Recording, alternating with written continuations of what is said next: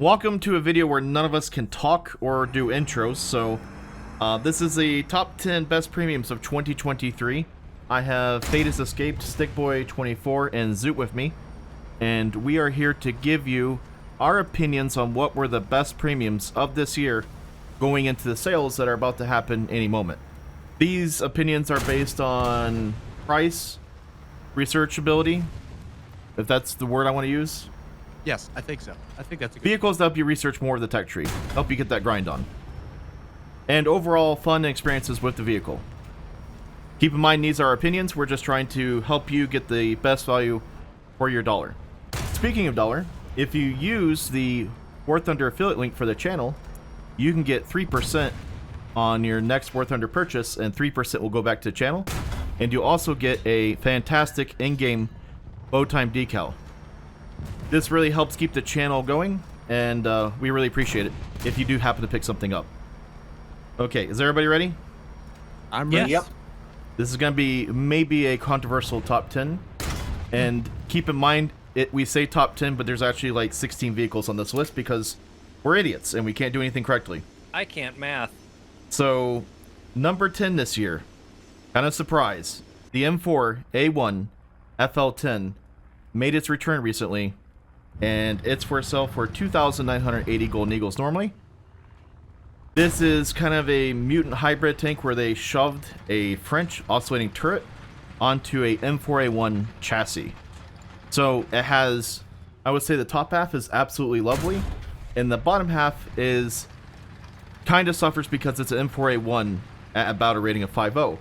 But large cannon, autoloader, it is a great ambush sniper tank, and I'll let the other guys take away from there. M41 FL10 was originally one of the starter packs back when the French tree came out. It was an amazing tank back then. It's still an amazing tank right now. It has a 75mm cannon with a 12-round autoloader in the turret, which allows you to fire every 5 seconds. It's not the best maneuverer. Yeah. It's not. Wait, best. English. He's British, by the way. Yes, So he makes fun of yes. Americans for not speaking proper English. Anyway, keep going. It's not the best at maneuvering with the Sherman hull, but that turret and that gun is excellent for ambushing, for sniping, and for the occasional shooting down of very low flying aircraft.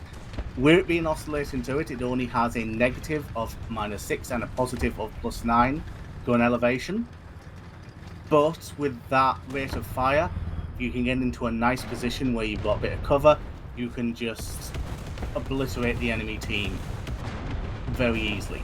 Fun fact about the autoloaders is if you are set on fire, normally if you put your fire extinguisher on, it'll stop your reload. Because it's an autoloader, it doesn't do that. So just feel free, hit the fire extinguisher, it'll keep reloading and you can just keep firing. Absolutely a lovely tank to just be bad at and still not be bad in the game. That's Stickboy's reviews. What tanks can you be bad at the game and still do well with? Exactly. What tanks can I be, half blind and still walk away with 3 kills? FL10.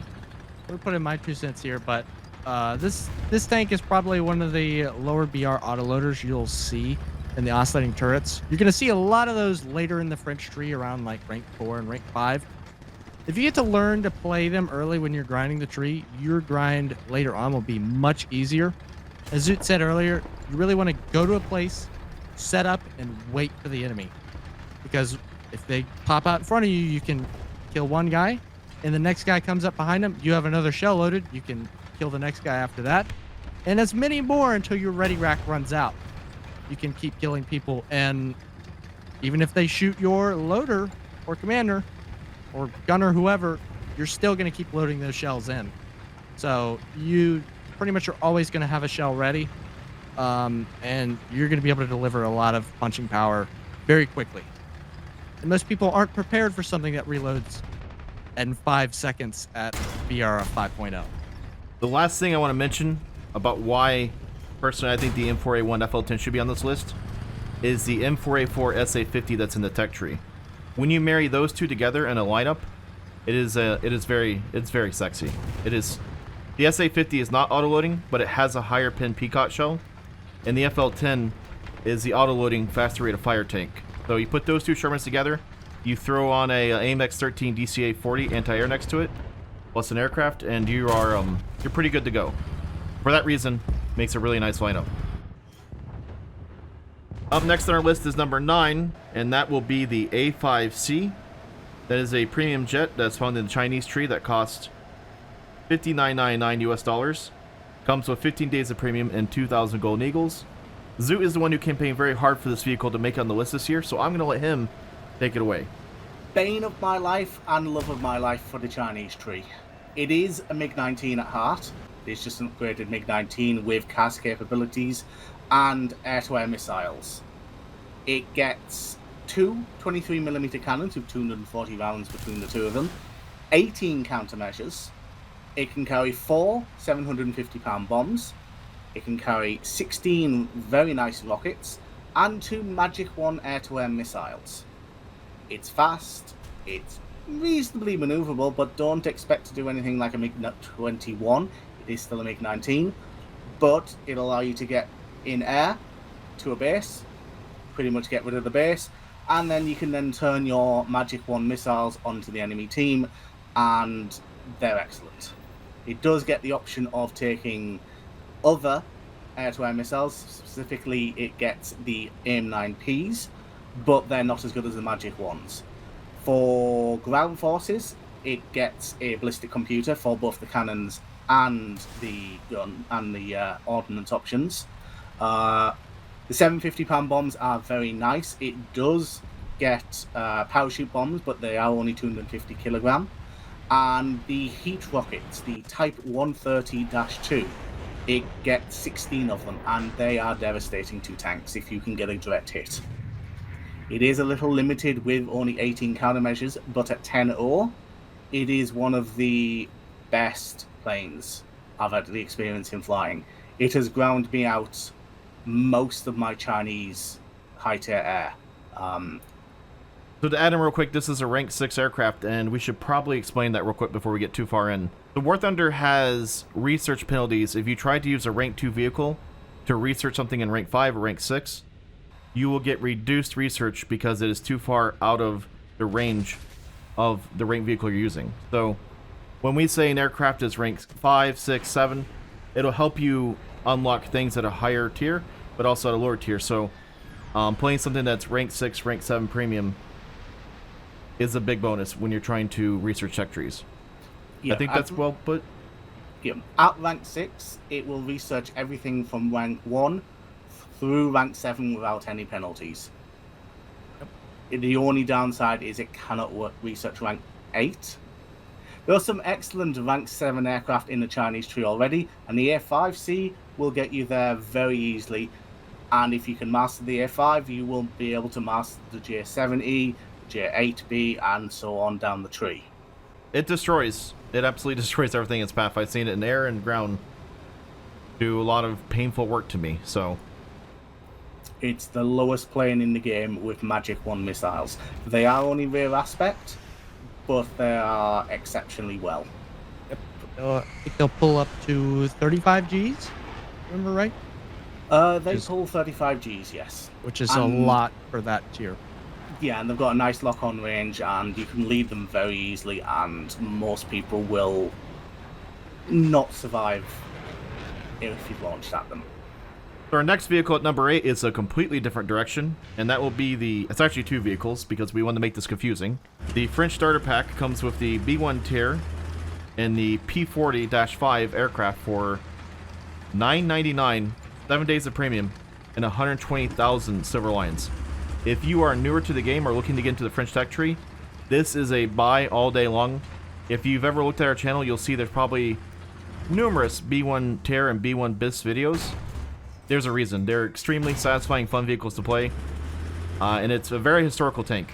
It is, it's a very iconic tank, especially when you look at it, because it's a shape.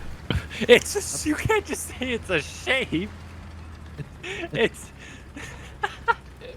You kind of said it yourself on looking at how many videos we've made on it. I mean, it's an absolute tank of eating shots and just surviving at things around that and that BR. If you're top tier, I mean, you could go to say that unless you're multiple people on you, you're at least taking some down with you, and that just causes a very nice entry into the French tree and not being stuck in the little peewee tanks. Yeah, let's be real. If you look at French Reserve, there's not a lot of positive things happening there. There's a few tanks that are tolerable, but for the most part, I'm gonna be honest, H39, that there's things that you don't want to play. And they added the D2 somewhat recently, and that's a much better tank than what it used to have. French rank 1 is not a place that I found a ton of enjoyment in. SCM36. And it was probably one of the most painful experiences I've ever had in War Thunders, fading out a lot of those 1.0s and reserves.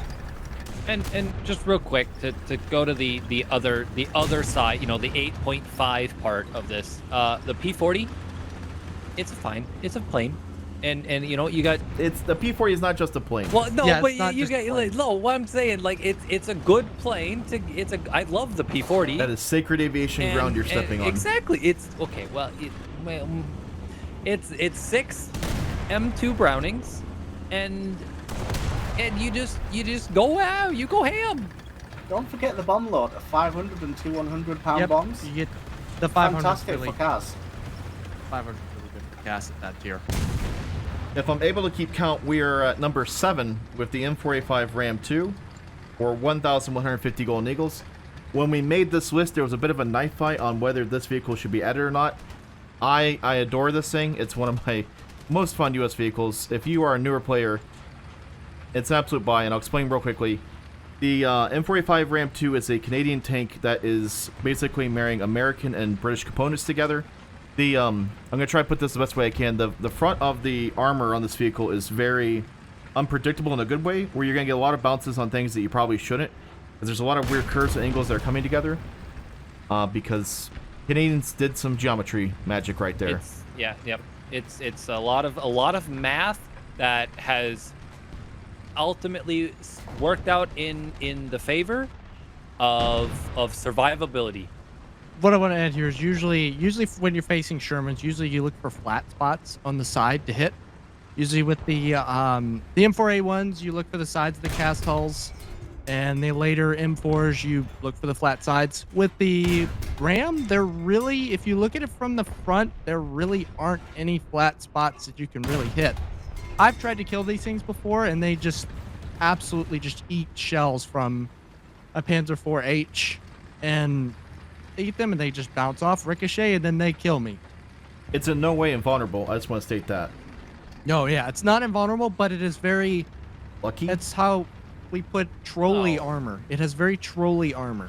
No. It has. It's a very simple concept. It has that Canadian hockey survivability. Just you knock her down, but she gets right back up, missing a tooth, and she goes out there and she scores. And I'm going to let all the Canadians direct their comments to Stickboy. We hear Stickboy's Minnesotan accent coming out while he's saying that as well.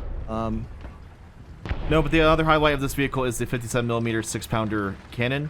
Very high rate of fire, very punchy gun. I really like this because it's a nice change up for most of the guns that you're going to find in the US Tech tree. This gun, I think, hits well above its weight class.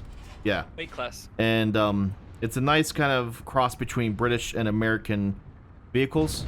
And at 3.7, it makes a great lineup. So even as a veteran player who's played this game for a long time and has lots of hours in it, I still enjoy the Ram. It is the best gun at rank 1, rank 2 in the American tech tree. I'm not just saying that because it's a British gun, but it's faster fire than the American 75s. It's more pen than the American 75s. And personally, I think the stabilizer on it is better than the American 75s. It is short stabilized at low speeds. The only thing I'll say for a quick drawback is it is a rank 2, so it's only going to really help you research rank 1 to rank 3. If you're trying to get into rank 4 or above US, the Ram 2 is going to become very limited in assisting you doing that. I do want to also add that this vehicle has an ESS system, which, if you don't know what that is, basically where it uses the exhaust of the engine to make smoke. So, like, whereas most tanks have smoke grenades that they pop out, this can use its engine to basically shield itself in a cloud of smoke. And the only way to see through that smoke is with thermals. And luckily for you, you're not going to find thermals at the 37 BR. So you're basically going to be able to cover your tracks and anybody behind you and yourself with smoke over a long duration if you need to get out of a tight spot. Real quick, kind of technical explanation of what he's talking about is the engine will actually put oil on top of it and cook the oil, and that's what creates the smoke. So it's just dumping oil onto a hot surface and creating all that smoke. At number 6, we have 3 vehicles for you because we want to make this as complicated as possible. We have the Rank 6 Ruicat 105, VRCC, and the Type 16 FPS. They all cost $59.99 and come with 15 days of premium. The reason why these 3 vehicles are grouped together is because they are all very close in playstyle. The Ruicat 105 and the Type 16 are 9.3s, and the VRCC is 9.7. It just recently went up in battle rating. My primary piece of advice if you're looking at one of these vehicles is to pick the one for the country that you are working on or play the most. They are all very similar in terms of playstyle, but they're also different in terms of technical information. So all of them are a 105mm cannon. They all have roughly the same reload speed of, I believe it's 8.7 stock and about 7.7 experted and a little bit lower aced. They all have thermals, they all have drones, they all have laser rangefinders. They're all pretty much the same tank, just look and handles very slightly different. All of them do have a counterpart in the tree at the higher BRs and higher ranks. So if you were to get one of these, there is a Tetria variant which you can pair with them. So you've got 2. So if you learn the premium one as you're going up the ranks, you will be able to slot in the Tetria version as well and have 2 of them, which makes for a lot of wheelie boy fun. I would like to talk a little bit on most of these and a little bit of the nuances between them. The Italian VRCC, go first. This one went up to 9.7, and it has the reason for this is because of the very good shell it gets. It gets DM33, which is the same round the Ruicat gets, but it gets better optics. It gets higher gen thermal. Well, it gets better optics, and it's overall a bit more survivable platform. The engine is up in the front next to the driver, which means it can eat some shots. Whereas with the Ruicat, the engine is going to be all the way in the back, which means that engine cannot block any shots for you. You're a lot less survivable if you get hit center mass. So the VRCC is pretty much a good combination of both the Type 16 and the Ruicat. It gets the survivability of the Type 16 and combines it with the shell that the Ruicat gets. I mean, the VRCC gets Gen 2 thermals for the gunner. The Ruicat's Gen 1. The Type 16 FPS is Gen 3 for both the gunner and the commander. Yep. And that brings me over to the Type 16 FPS next. I play a lot of Wheelie Boys, and I like this thing a lot. Most people don't realize this, but the FPS has a funny little 150 millimeter composite screen on the very front of it. So it's actually a lot more survivable than either of the other 2 vehicles. I've survived a lot of conflicts with this where I absolutely should not have won. It trades the hitting power and trades out a less pinned shell for some more survivability. So I would say if you want something that's a little more forgiving, this would definitely be the thing for you. It reverses quickly. It's got really good optics, as Zood already pointed out. And overall, I personally would pick this over any other premium if you want to grind out the Japanese tree. Please never get the Type 74G. That thing is awful. Its day is past. But if you want a way to grind out the Japan tree, get the Type 16 FPS. Like I said, I'd personally prefer the Ruicat. The Ruicat is the fastest of the 3. It's also lowest profile. I want to throw that in there real quick. Yes, but it doesn't have really any armor. There's no composite screen like on the Type 16 or anything. It is just straight into the fighting compartment. If I can add real quick, the two bigger ones, the Type 16 VRCC, are very much played as sniper ambush vehicles at long range, where you're playing over the hills using defilades and gun depression. Every Recat 105 player plays it like a giant EBR and will just fly around corners and side shot you and drive off. Yes. Yep. That's how I've always died to this thing, is some guy is driving with his hair on fire, yelling, "Watch this." That's the Recat life. That is in fact how you are supposed to play a Ruicat. You shout Leroy Jenkins out of spawn, and you go. Yep. We also have a VRCC video that we gotta do sometime soon, right, Mr. Stick? Yes, we do. I was looking at the thermal list. The VRCC has better thermals than the Tech Tree tanks, the Centauros. They're Gen 1, it's Gen 2. So, without further ado, at number 5, because I didn't want to put it any higher than this, because I despise this thing, and I believe it should die in a molten lake of fire, the 2S38. At a battle rating of 10-0, rank 7, you can pick this baby up for 9,207 Golden Eagles normally. This vehicle has two shells that are primarily used, the 3UBM22 APF SDS, that's a lot of letters, has about 225 millimeters of pin, and it also gets a HEVT shell because it's also an anti-air vehicle, and that will shoot down your aircraft at nearly any range, it appears, and you'll be falling out of the sky sad because it also tracks very well. When this tank came out, it was fairly poorly modelled inside. It's a manless turret.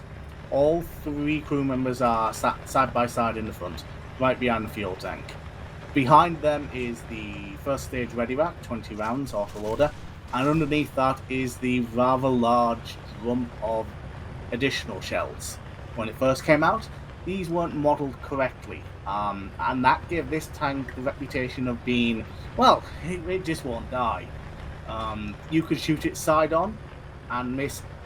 If you didn't hit the crew in centre mass side on, you would miss every bit of ammo, and then the tank would turn around, give you a look of disgust, and then kill you, and then go back to its usual business of swatting down all the aircraft.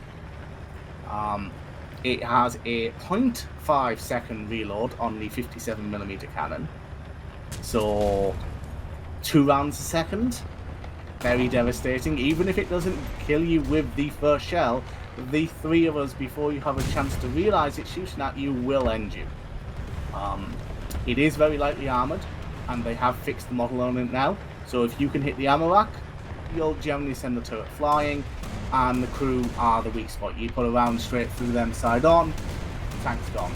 Other than that, this thing got me stopped playing against Russia at 10-0 when it came out, because it was so devastating. It's still a troublemaker.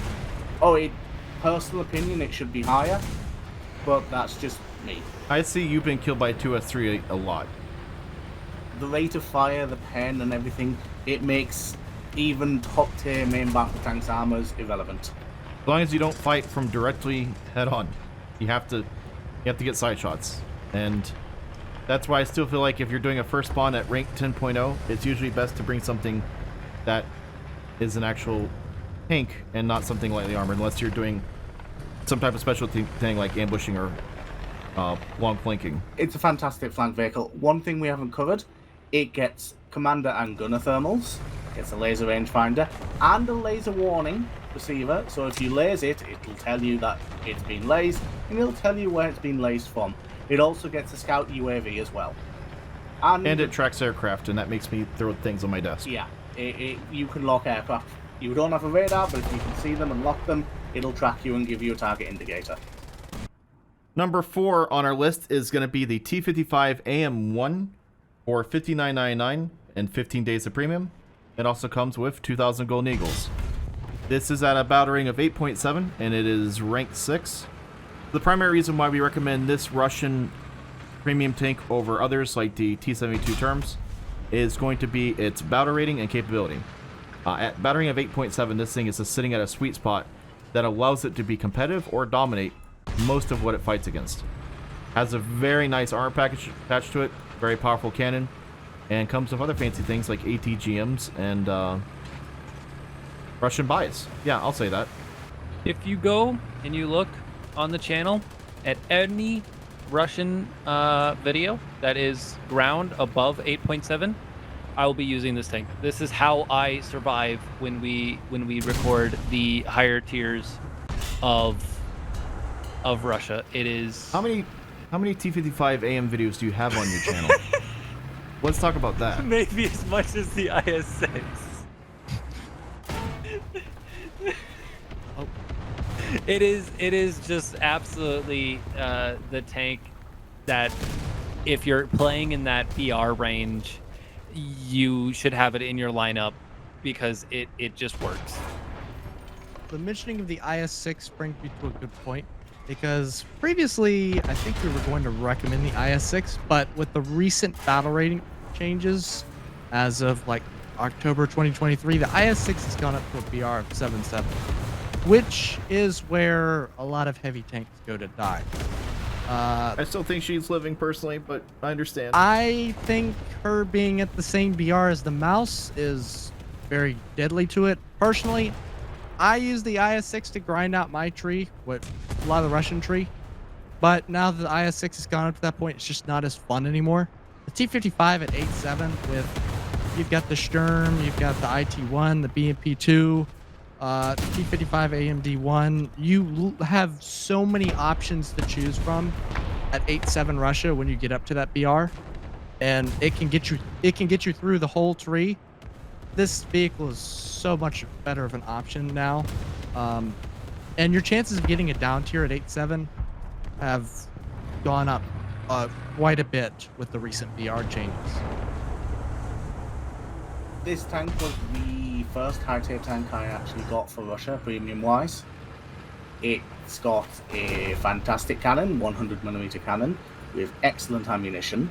It's got a laser rangefinder, no thermals, but you've got night vision on there if you want to have night matches turned on when they come back.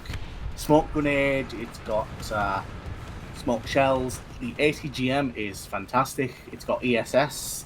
And that composite armor on the turret cheeks has saved me so many times. I've lost count of how many times it saved us. I've eaten so many tank shells, missiles, ATGMs, bombs from you having those turret cheek armors. It's fantastic. Its downside, its one only downside, is its terrible reverse gear of only 4.7 miles per hour. It's not something you can reverse in. But Just don't you go have the backwards, armor. dude. Don't go backwards. You've got the armor. Just keep going forwards. Works for me. But I will say that terrible reverse gear is something you're going to see in a lot of the rest of the Russian tree. If you're trying to grind out the Russian tree, get used to that bad reverse gear. And just be sure to position yourself well. If you position yourself well with a T-55, you can capitalize so much with your laser rangefinder and your quite trolly composite armor on the turret cheeks. T-55 AM1 is just my first Russian in BT. At number 3, we have the Wyvern S4 for $29.99. Comes with 15 days of premium and 1,000 Golden Eagles. It is a rank 4 aircraft at a battle rating of 4.3. This thing is a multi-role monster. It is a very capable dogfighter in terms of just speed and ability. I put a video out on it earlier this year where we used it like that. But it's even more so a cast monster. I personally prefer the 3 1,000-pound bombs, but it also has a slew of rockets you can hook onto it. And it will devastate people in ground battles, especially at that battle rating. Personally, I think the Wyvern should be at a battle rating of 5.0, 5.3. I think at once upon a time it was up that direction. And then it fell down to 4.0. It's back up to 4.3. But this is an aircraft that you're going to get a lot of use out of if you play air or ground. You can take it to both with no issues. And also the Spanos, the 4.0mm Spanos are also really great for strafing at that battle rating, because you'll see a lot of Pumas, open top vehicles, and so on. And it's devastating. This thing's awesome. And it's also turboprop. It makes fun noises. The Wyvern is possibly one of the best CAS planes in the game. It's certainly one of the best premium planes in the British tech tree. 4.3, I use this thing all the way up to jets. The CAS loadout of 3 1000s, which now drop individually, rather than 2 in the wings and 1 in the center, it now all drop individually, giving you 3 options. It also now has custom loadouts, so if you want to, you can take a 1000-pound bomb, and you can take 16 RP3s, or you can take torpedo and RP3s, or a torpedo just by itself. It also gets access to Red Angel rockets. Basically the British version of the Tiny Tim. Big, lots of explosive mass, little difficult to aim, but very satisfying when you hit something. This thing is fast in a straight line. Not the fastest in the game anymore at its battle rating, but it just keeps accelerating and keeps accelerating. It's fantastic for bomber interception in air matches, because not only does it get the air spawn because it is a strike aircraft, it's got that power to climb up there and intercept those bombers before they can get to bases. And like I said, for ground forces, I use this thing all the way to jets, because there's nothing as good as this thing for CAS, which is a little disappointing, really. In terms of mileage, this is a premium that you're going to get a lot of mileage out of. I have watched Bo pull miracle cast runs in this thing. Actually, for fun, let's see what my actual numbers are in this aircraft. And mind you, I don't play British that often. Service record. Oh, well, it's my most used British vehicle. Surprise. I have 86 air targets destroyed, 315 ground targets destroyed, and I made 2.69 million silver lions with it. How many matches? That is in 235 matches. I'm a little bit further. I'm in the 600 matches, and I've made just shy 6 million silver lions. This is my go-to aircraft for the British tree. Is it a problem that it's also my most played vehicle as well in the British tree? Because you end up spawning it anytime you play mid-tier British ground. It always gets to spawn. Yeah. 4347. This thing always comes out. Always. I take it up to 5357. I take this to 7.0. Yeah, I take this to 7.0 as well. At 7.0, I switch over to the attacker, I have both. which I know most people call that a sin, but I like the bombs on that thing. Anyway, and we'll get down the attacker. There's a reason you like the bombs on it. It's the same ones on the Wyvern. Yeah, they're just powered by a turbine this time when they're being delivered. Yeah, and the Wyvern gets 3, where the attacker only gets 2. I love my Spitfires. I think the Spitfire is the best plane in the British tree. Here comes the British talk about Spitfires. Yep. There are premium Spitfires available in the British tree to purchase. Get the Wyvern. It is the British premium plane to get, as I have pretty much all of them. It is the only British premium plane I would ever recommend anyone getting, other than collection purposes. Or unless you've got an awful lot of money for the Gaijin market. I'm going to end this abruptly and go to our number 2 vehicle, because we need to be more American in here.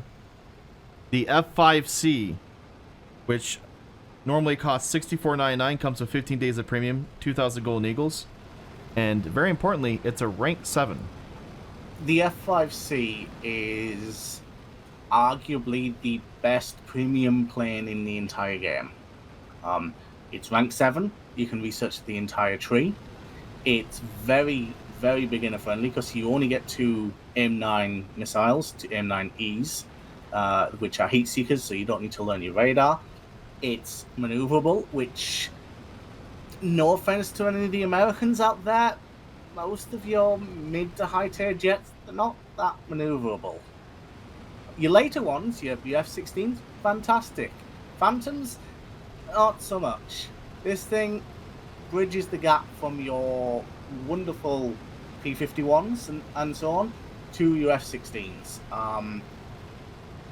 When this was rank 6, it was still one of the best vehicles to get in the game. Now it's rank 7, it is the best premium jet to get in the game. That's the primary reason it's at number 2 on our list, is because it's a rank 7. It gets 2 20mm cannons in the nose with 560 rounds. It gets 60 countermeasures, chaff, flare, whatever you want on there, 2 M9Es, and it gets a host of ordnance options, ranging from napalm, 750-pound bombs, 1,000-pound bombs. If you want a 2,000-pound bomb, you can. It also gets Zunis, Mighty Mouses, and AGM 12B bullpups. Something very important about the cannons, though, is that there is not a spool-up time for them to fire. Yeah, it uses the old school cannons. Before you upgraded to the 20mm Vulcan, these were the guns, and it keeps them. It is a press your fire button and they'll fire. There's no spool up, which is quite nice. It does get custom loadout, so if you want, you can bring 2 M9s, a 2,000-pound bomb, and 4 bullpups, or more bombs, or Zunis, or whatever you want. It will be heavy though, that. But it is fun to take the full CAS loadout into ground forces, and it being 10-3 on that mark, it pairs really well with the early Abrams. Stick, as somebody who doesn't normally fly a lot of jets, what do you think of it when we did our flyouts? I had an excellent time. I very quickly needed to learn correctly not over-G'ing and causing my pilot to lose his lunch. But the big thing was with that is the plane didn't punish me for doing it. Yeah, this thing is so forgiving for new pilots. A lot of planes, when the minute you do that, you lock up, and then you better hope that your pilot, before he passed out, aimed not at the ground. With this thing, if I did it and I realized it, it wouldn't fully lock up. There was still some movability and some control that I could ensure a safe exit. This thing is incredible. Like, you can push 13 Gs really hard with it and it'll still take it with no issues. I've never have you ever wing ripped it with a Zoot? Because I haven't. Maybe, You're the expert at that, so I'm asking you. Maybe once in negative G spiral climb, but not really. Put me in most planes, I'll work out how to wing whip it at some point, usually when I'm trying to dodge a missile, and I go, well, there I go again, rip the wing. Pain in my life at the moment, but this thing is very forgiving, very nice maneuverability. I'd say it's my favourite jet in the game for the Americans, to be honest with you. And I finally got you to do a video on it as well. The last thing I'll say about it before we move on is it's very hard for me to recommend late tier jets to people, because I don't want folks to just jump straight to high tier aircraft without learning how to do propeller type dogfights or learning the skills that you need War Thunder to do well at higher tier. When you get to higher tier, everything happens so much faster and it's so unforgiving that I don't want people to have a bad time unless they are ready for that challenge. For me to put the F5C at number 2, I feel like this is an aircraft that most folks can jump into and get the feel for and do relatively well without a super high learning curve, unlike most jets. I can tell you a lot of people are interested in the Phantoms, the F-14s, the F-16, the MiG-29s, and so forth. Those aircraft have a pretty high learning curve to them, and they will punish you if you are not ready. This jet will get you ready. It took me, probably about 2 or 3 months of flying the top tier jets that we currently have before I felt super comfortable with them. Oh yeah. Everyone goes into them thinking, oh yes, it's going to be amazing, I'm going to do all this and that. There is a lot of learning to do in them, and it takes time. The F5, there's no need for that. You will not be Tom Cruise.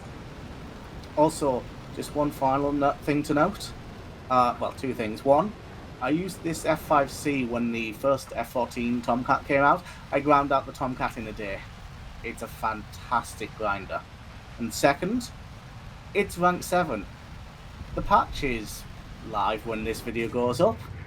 Aardvark, I'm going to be using the F5C to get my Aardvark in a day, because I want that.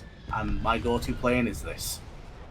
At number 1 on our list this year is a vehicle that came out pretty recently, and I want to real quickly clarify that it will not be on sale with this year's sales. It's too new to go on sale. With that being said, though, it still made our top 10 premiums for this year. And as the Vdar, for $49.99, comes with 15 days of premium and 2,000 Golden Eagles. The Vdar is a South Korean built artillery vehicle that is in the game underneath the Norwegian flag under the Swedish tech tree, if that's not confusing enough yet. Numerous countries have this vehicle or have recently ordered it. It is amazing. It came in at 7.7. It's now to a battle rating of 8.0, so it went up once already in battle rating, but it's still at number 1 on our list. It fires a 155mm HE shell at the speed of Jesus and will destroy anything in its path. It's auto-loaded, it has IR, it has laser range finding, it has a very high power to tonnage ratio. It's like everything that you want in terms of like War Thunder meta right now. As Bo mentioned, it can hit into multiple trees. Currently, right now, it can be added in through Poland, Australia, Egypt, potentially. I mean, the UK themselves might be grabbing it, with multiple other countries looking into it. So there's at least 5 ways that it could enter the game in more concepts with later versions. In easiest terms, it's a howitzer that just it points and clicks and deletes, and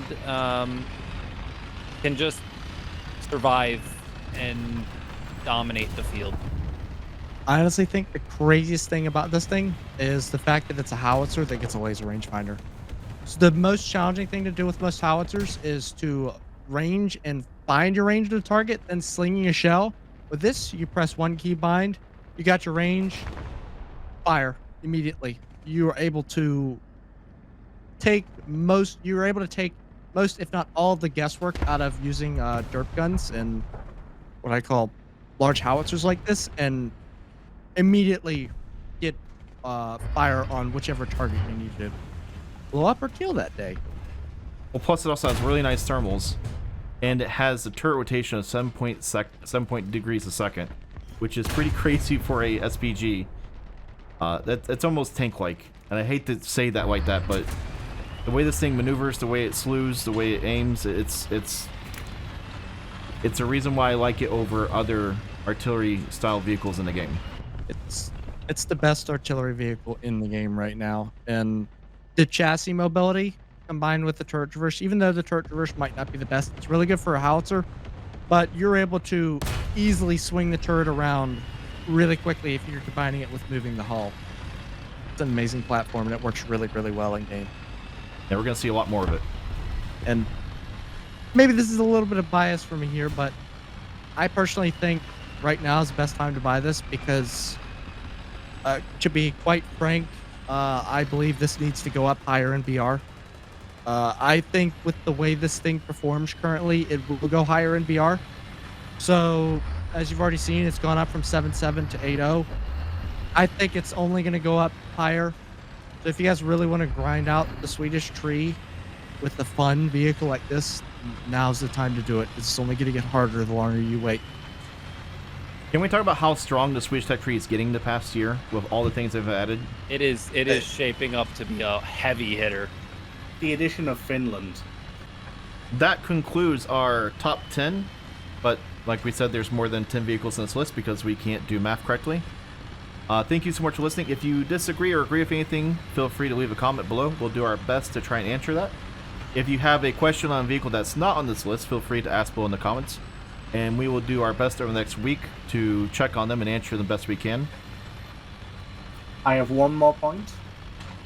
Well, Just as a point, Gaijin recently allowed you to research helicopters with ground vehicles. Most of these premium tanks we've recommended will help you get through the early helicopter grind if you're interested in getting to the higher tier helicopters.